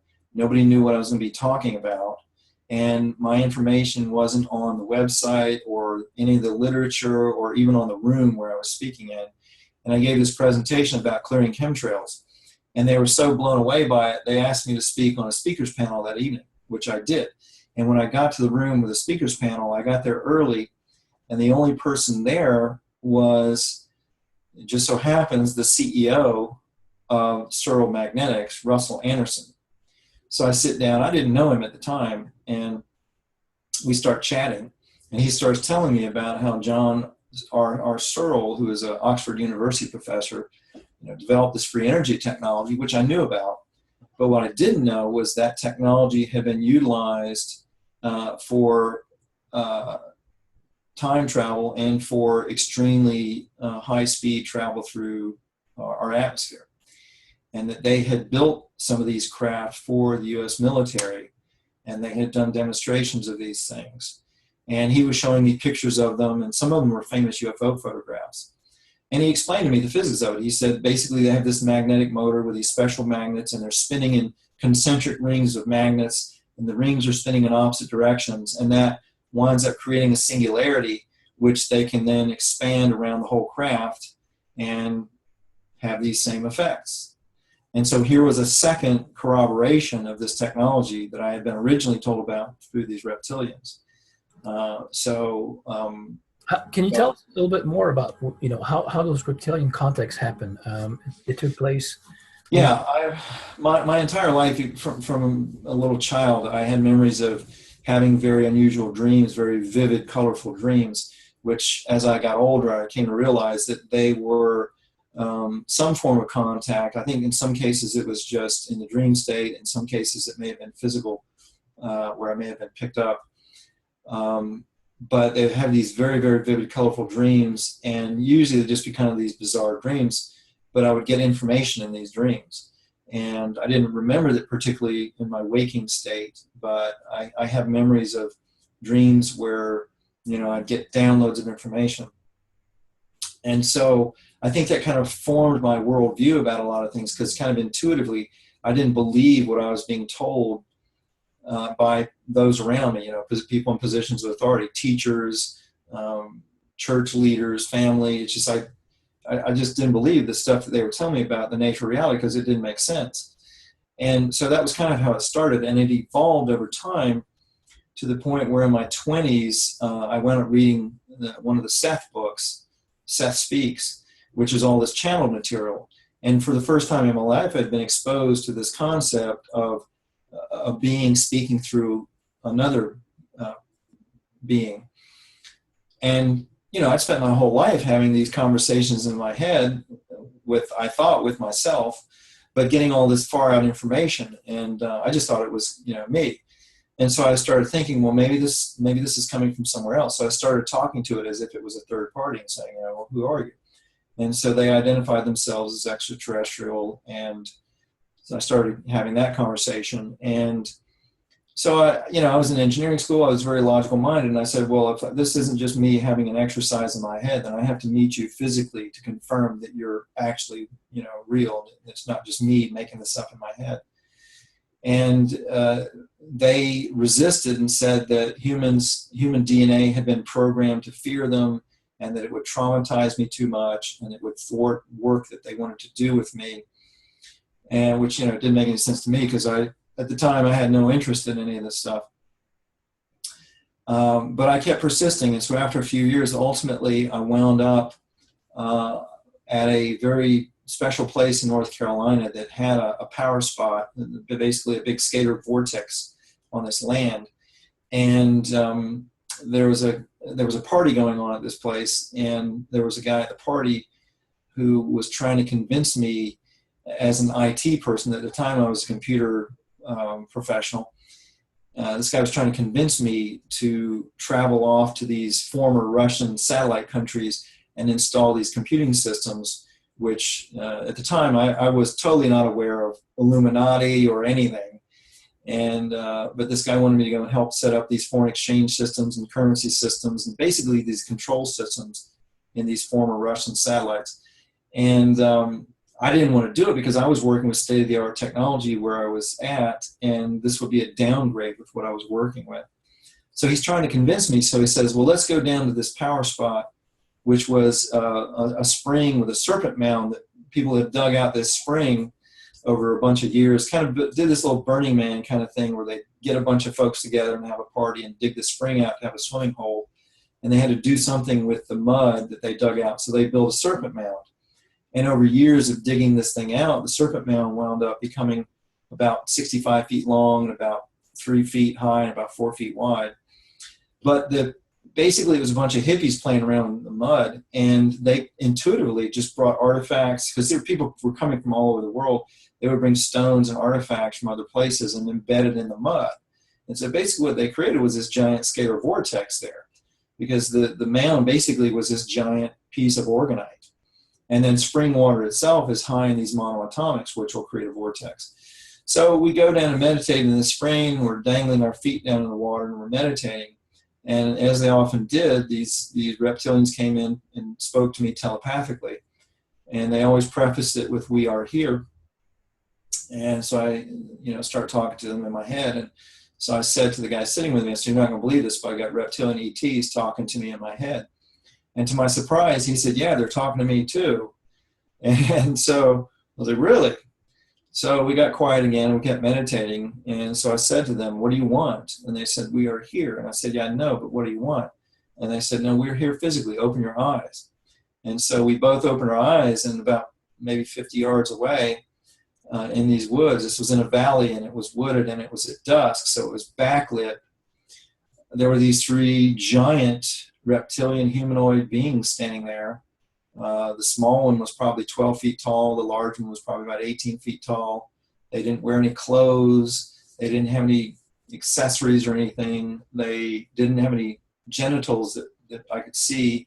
And they were just, they were slender but muscular. They were kind of dark, kind of like army green colored on their backs, and their fronts were a little bit lighter. That was in Florida? So stereotypical Hollywood. I thought, somebody's got to be messing with me. Their faces were reptilian. They had these 3 ridges coming down their head. They didn't look sinister or particularly scary. And quite honestly, at first I didn't believe what I was seeing. I thought somebody's messing with me or something's going on here. And I'm trying to grok this. I'm smacking myself in the face and shaking my head, and it wouldn't go away. And, so I'm talking to my friend and saying, "Are you seeing this?" And he's like, "Yeah." So after about 2 minutes, I started to realize this was real. And then I got terrified. And I said to him, "Let's get the hell out of here." And we ran back to the house where the party was going on. And, this is years ago, probably 25 years ago. I did not want to go back and say, "Hey, I just saw reptilian ETs," because I figured everybody would just think I was crazy. So we kept it to ourselves. And, for many years, I kept it to myself, and it wasn't until maybe 2005 I started talking about it publicly. And you, because it looks like you've been guided by these encounters. You've known a few scientists who have been having contacts with ETs and inventors and scientists throughout your experience, right? Many. I would say the majority, even if they're not consciously aware of it, many of them are consciously aware of it. I've met people working with very advanced technologies who are getting information from extraterrestrials, sometimes in visitation form, sometimes in psychic downloads, sometimes in the dream state. Sometimes they'll think it's God giving them the information or a particular deity. But I have encountered a lot of scientists working with advanced technologies and inventors, not necessarily scientists, who are getting information and downloads from extraterrestrial sources. Isn't that telling you that they may be the shadow rulers of this dimension, basically, and just playing with us like avatars, and it's like a TV reality show here or something? Yeah, absolutely. I mean, they have told me on more than one occasion, as above, so below. What we see going on here on Earth is going on out in the galaxy between these extraterrestrial races. Wars, manipulation, all kinds of stuff. Have you heard of the David Anderson Institute, who works on time travel? No, I haven't. Okay, they have a website. It's called AndersonInstitute.com, and supposedly they put together some type of technologies for time travel. So it's pretty official. So I don't know if they're Well, connected. I've seen practical evidence of the physics that could enable time travel because, like I said, Stroll magnetics. Russell Anderson, the CEO, told me that if you open up a singularity big enough, that because there's no mass, there's no inertia, momentum, you can slip through time. And I've seen evidence of that using very small, simple technologies. There's a device called a Rodin coil, for example, which is a very special type of toroidal or donut-shaped coil. And if you make it right and you power it correctly, you can create a black hole in the center of that coil. Mm-hmm. And, we've been taught that black holes are these things that, galactic scale vortexes that suck all matter and energy into them and crush them down to infinitely nothing. But they're actually singularities or black holes of different sizes and strengths and intensities. I mean, we've got them throughout our body. That's what the acupuncture meridians are, vortices of black holes. They're just little small ones. It's been conceptualized by Nassim Haramein that the proton is a black hole. So basically the cosmos is this web of black holes. And so you can actually do things like take a Rodin coil and, like say, structure it right, power it right, create a black hole, and you can feel it. It's endothermic. It gets cold, which is exactly what a black hole does. It will create ormus, believe it or not, out of thin air. I've seen Rodin coils create monatomic elements out of thin air. Or you can put them in water, particularly with sea minerals, and it will create monoatomics. And it will also neutralize radioactivity, which is, exactly what Russell Anderson said a singularity will do. So they're for tinkerers and experimenters, there are technologies that people can make, and they're on YouTube. You can see how to make these on YouTube. Right. You also mentioned possible ways to bring back extinct species using scalar energy with this Russian physicist, Alexander Golod. Brought back his Alexander Golod, brilliant man, but because he had high-level military clearance and a multi-million-dollar budget, he built this large pyramid outside of Moscow, did a lot of experiments on it, and they noticed after some months that there were these flowers growing in the fields around the pyramid that no one had ever seen before. So Golod called in a botanist to have them identified and discovered they've been extinct on Earth for 11 million years. And I've heard that since then they have seen some insects that were extinct on Earth that have been recovered as well around these pyramids. So Golod theorized that these pyramids, because they're scalar devices and the energy of consciousness, this energy flowing through the galaxy, this God consciousness, he theorized that the pattern for everything that's ever existed or ever will exist is out in the quantum field, or what some people might call the Akashic records, and that these pyramids and other scalar devices have the capability of bringing them back in and manifesting them. And so it's very interesting. But he also showed that his pyramids will neutralize radioactivity. So when are we going to be able to visit one of Alexander's Jurassic Parks, right? Yeah, I know. I mean, that's the thing. You don't want to bring back necessarily everything. Yeah, not necessarily. I also had a question regarding MLK's wife, deceased wife, Coretta King. What can you tell us about your work with her, Coretta Scott King? What happened with the Martin Luther King assassination? Yeah, well, first of all, the story of Martin Luther King's assassination that we all see publicly every year on public TV is nonsense. It's not what really happened. Back in the early 90s, maybe mid-90s, there was a magazine being published by a man named Ted Gunderson, who was the head of the Los Angeles branch of the FBI. And when Ted Gunderson retired, he knew a lot of dirt on a lot of stuff. So he started publishing this magazine called Media Bypass, and basically publicizing all of this secret information that he was aware of. And so I think it was in the late 90s, he published an issue about the Martin Luther King assassination, and he interviewed one of the reported assassins. And this guy said that his name was Raul, by the way. He said that was a CIA mind control subject along with another man named Lloyd Jowers, that he and Jowers were programmed to assassinate King. And then there were also backups in place in case they failed. But Lloyd Jowers was actually the trigger man, and Raul was the backup. So Martin Luther King's family, after meeting James Earl Ray, who was the alleged assassin of King, they didn't believe that he really killed King. They believed it was a conspiracy. And as it turns out, it was because Martin Luther King was assassinated in April of 1968.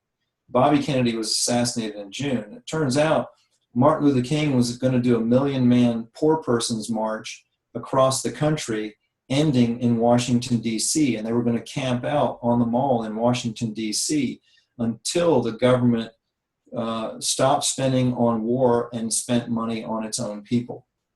So apparently the government was actually terrified that he might actually overthrow the government. And then also, as it turns out, he was going to be Bobby Kennedy's vice presidential running mate. And so there are probably other reasons as well, but those were like two major reasons why he was assassinated. And so, I read this magazine article in Media Bypass that this gunman told the details of what happened. And I thought, wow, that's really interesting. So then fast forward to 2005, I was teaching, I was taking a 9-week course at Hippocrates Health Institute in Florida, which is a big natural healing center. And I had shut my business down to do that. And so I got back home when I was done. I'd been back home a couple of days, and they called me up and they said, we have a VIP who needs your help, because they had gotten to know me. And I said, okay, well, who's the VIP? And they said, Coretta Scott King, the wife of the late Martin Luther King. And I said, well, yeah, absolutely, I'd be happy to help.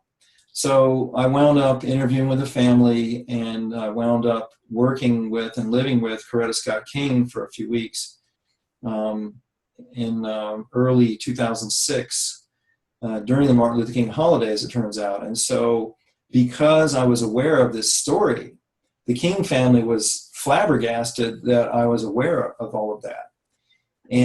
But also too, when I work with individuals, people would come to me with some illness. Part of what I do is I read them when I'm talking to them. I'll ask them about, what's been going on with them, but I'm listening and reading a lot of different things and getting information other than what they're telling me. And so with Coretta King, I was picking up certain things, and which I shared with the family. And again, they were really flabbergasted because they knew her history. They knew things about her. And there's no way that I could have known.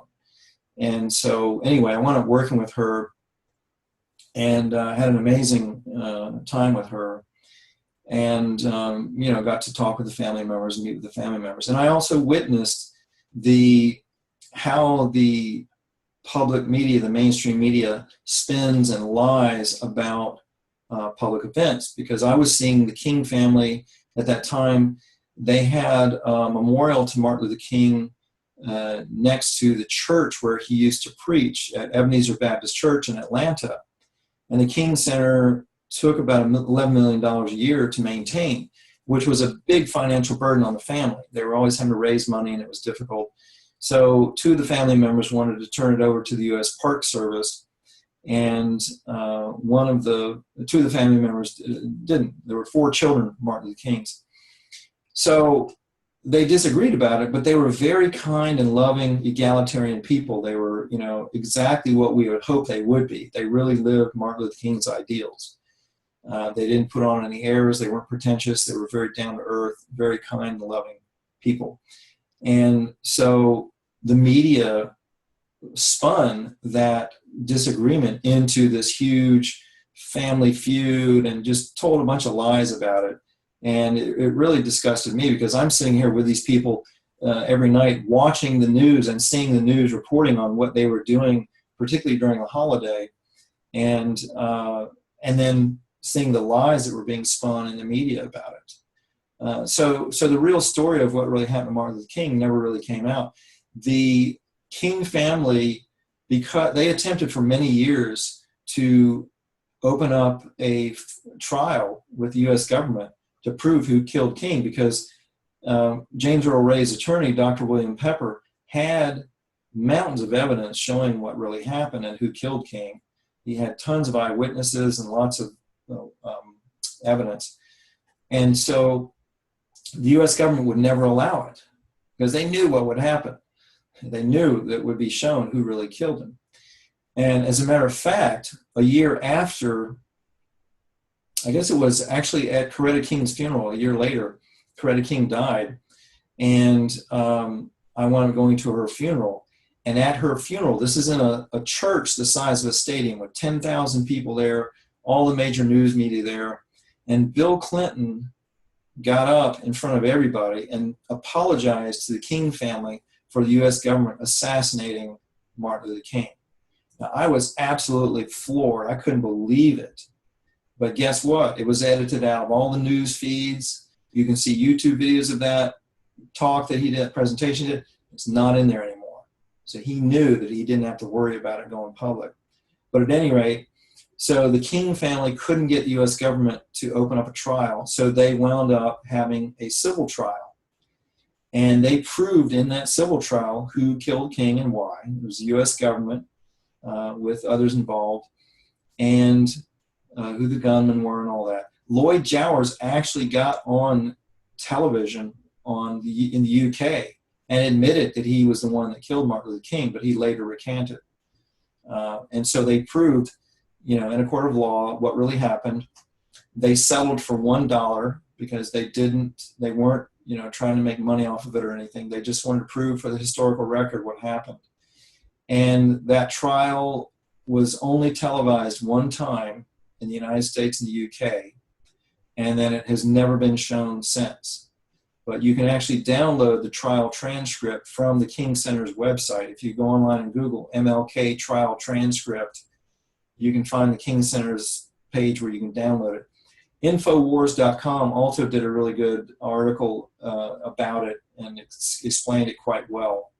But so, yeah, I mean, this is the way business is done around the world. Anybody who opposes the power elite, they get throttled or killed. And I've had friends of my own that were murdered for developing free energy technology. That's the way it works. Right. Mafia-based pressure, basically. Also, we how come all those governments have had a bad habit of killing their own people? Like, there's zillions of eyewitnesses to the September 11th event. And we all know that 2 airplanes cannot take down 3 buildings in one day. So it is so obvious and so huge. How come the masses still don't acknowledge that there's been, an inside job going on there? Well, this planet has been mind controlled for so long with trauma that everybody's operating, or most people on this planet are operating out of trauma and fear, and they're in survival mode, and they don't want to deal with any more negativity than they have to. And so a lot of it is what people call cognitive dissonance, which is basically the desire to stay within one's comfort zone.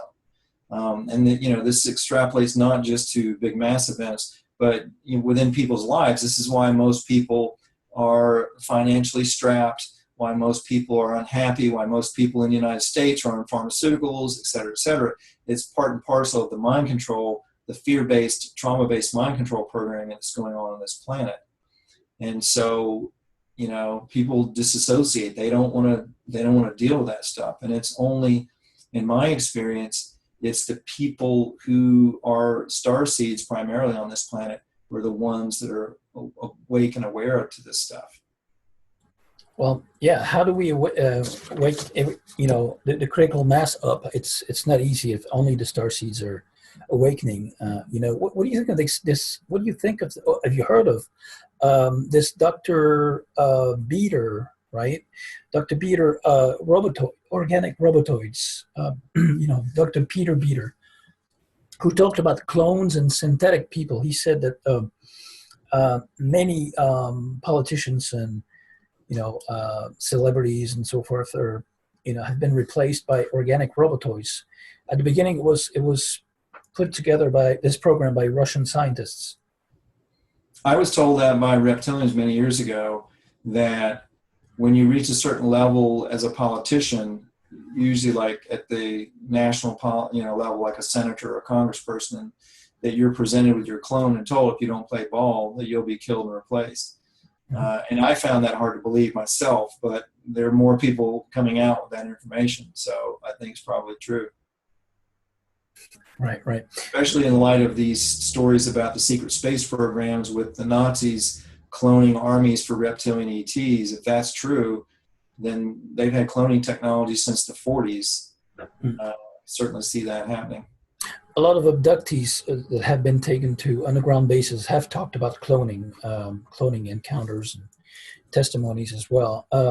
What do you think of this resurgence of flat Earth theory, that we would be living under a dome and everything is basically an illusion, and the space itself is an illusion, and we're inside some type of flat Earth zoo or poultry farm or something?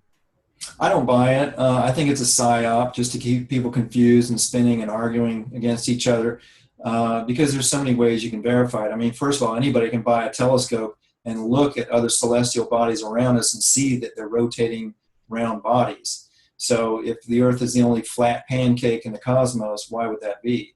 There are other ways of showing it as well. Just simple ones. Put several sticks in the ground, and you can look at the angles of the shadows, and you can see that if we were on a flat disk with the motion of the sun, you wouldn't see the patterns that you see with that. There are a bunch of different ways to show that, but I think it's just a psyop to confuse and keep people spinning in confusion. Right, I know they're bringing up old maps and so forth, and of course, the main thing that maybe you learn from it is that we may be in some sort of a Truman Show type of reality, All the people that I've heard discuss flat Earth, there are holes in their arguments. Usually they're lay people and they don't understand certain physical phenomena. Like the Earth's atmosphere, for example, bending light and things. So, for example, you take a boat out on the ocean and you get several miles apart, you shine a laser from one boat to another, and the laser beam should be at a certain distance. Well, when you understand that the Earth's atmosphere acts like a lens and it will distort things, you're not going to get that expected result. And so there are a lot of phenomena like that. When I hear these arguments by people discussing it, it sounds very logical, but just because something's logical doesn't mean it's true.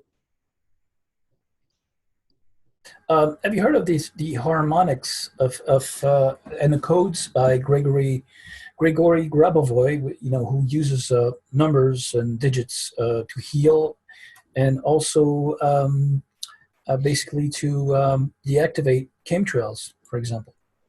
I have not. I've not heard of that technology, but I have seen a lot of amazing technologies that, again, people wouldn't believe work, but that do. For example, computer software that can program water that you can drink, and it can heal or alter a person's reality, or just run the software and alter reality with it. And it's because I think the reason that these things work is because it goes back to that we're living in this matter energy system where consciousness is creating the system. And so numbers, software, whatever, it's all a construct of the mind. This whole reality we're in is a construct of the mind. And I have seen many times that when the conscious mind and the unconscious mind line up behind a belief, and they both really believe it, they can alter matter, they can alter time.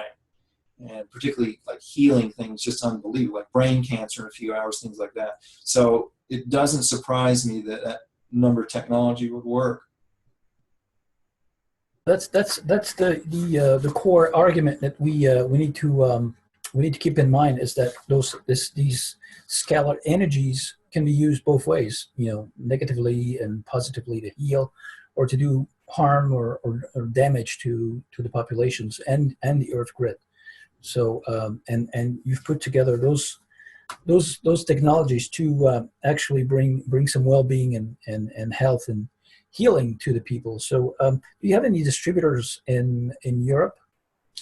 I don't, and I need to get some because we have difficulty in some countries like Germany getting our power devices in because they sometimes they get stopped. And so I would like to get a UK distribution point and some others around the country. We're getting ready to expand here in Florida, and when we get done with that in the coming months, then we'll look to expanding into other countries. Well, hopefully this show will help bring forward a few candidates. Yeah, that would be great. What's on your plate for the next months?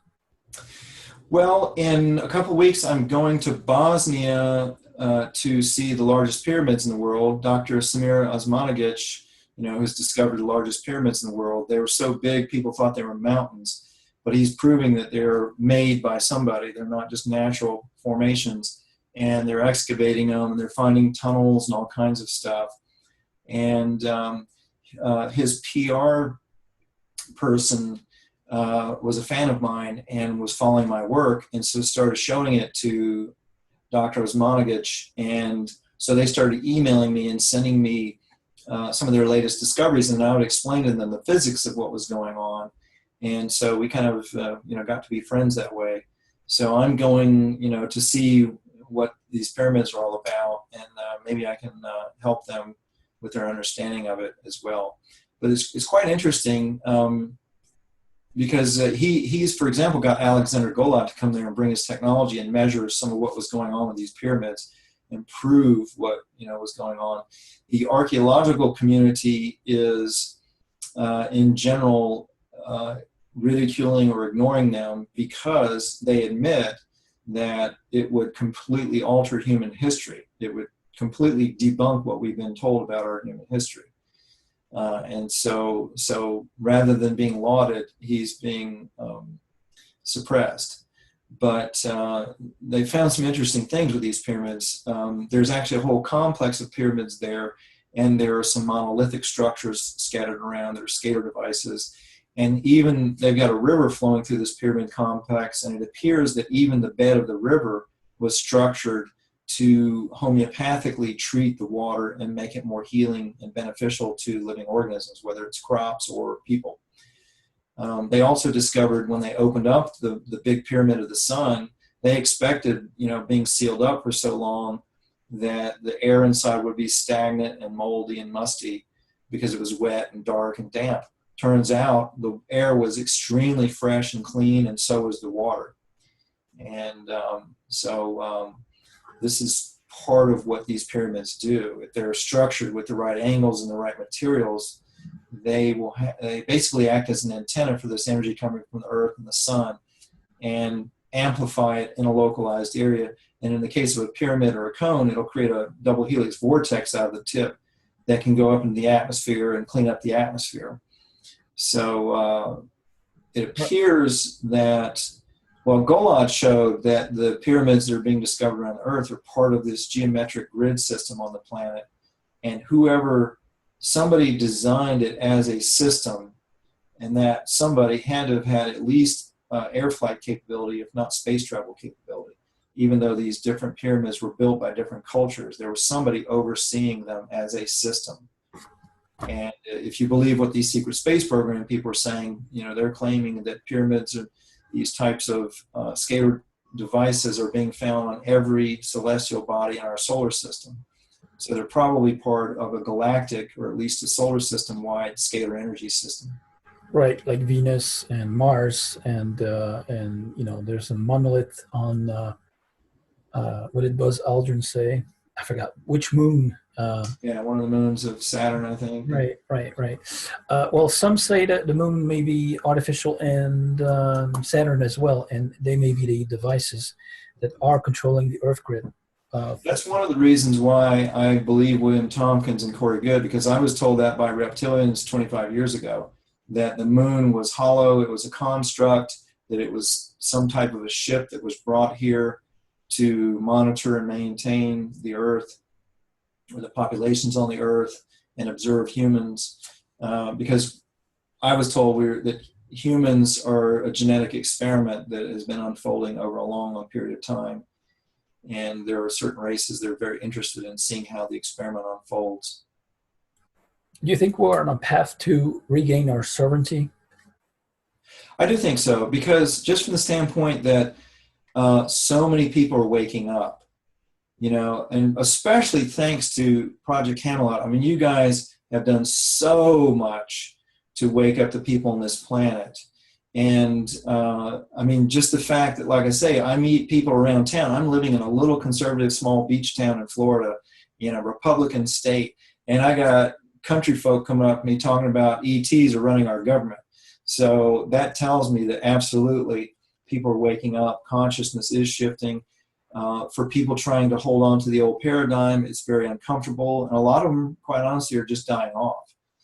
But some U.S. presidents are cracking jokes on the Jimmy Kimmel's show, and like Obama was cracking the joke. I have my hands tied behind my back because of ETs that are running our government, and Clinton was cracking jokes too, and they're all cracking jokes about ETs, and maybe behind those jokes, it's the real disclosure that people feel, within themselves that they're actually giving up. Yeah, I think a lot of people resonate at a deep unconscious level. And, like I said, as above, so below. I think that what we see going on, not just publicly, because we're lied to about everything. And so, what we're seeing publicly really is a minute part of the story. I mean, I've been privy to a lot of stuff behind the scenes, like, for example, the Martin Luther King story that, why isn't that out in the media, right? So we've got all this manipulation going on still, and it's still a battle. So, that tells me that whatever's going on with these ETs is still ongoing and it's not over yet. But I am optimistic because it appears to me that at the least a lot more people have woken up now. Do you believe in and this is the last question, I'll let you go afterwards, but do you believe in a cycle? Like some say there's been like a few thousand years cycles where there's a memory erasing program, or like a blackout, like in that TV series called Flash Forward. Mm-hmm. And there's a blackout, we lose our social collective memories, and then we start over again. And that's why they're basically erasing all the old archaeological traces and forbidden traces of old civilization and forbidden knowledge that this planet has had before. Well, there certainly appears to be archaeological evidence for that. And some of the scientists that I've worked with at very cutting edge knowledge, one of their biggest worries is a pole shift. But also at the same breath, I've been told that there are technologies that can modify and control the Earth's magnetic field.